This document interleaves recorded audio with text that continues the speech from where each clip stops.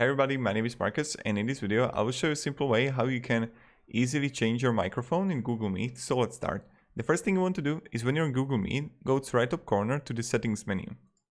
Right here you're gonna see microphone, and now in microphone you can change to whatever microphone you want.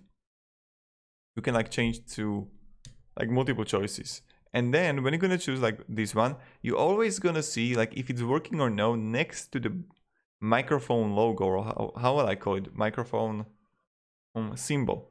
So again, you choose which one is working for you, and this is how you do it. It's really simple and really easy.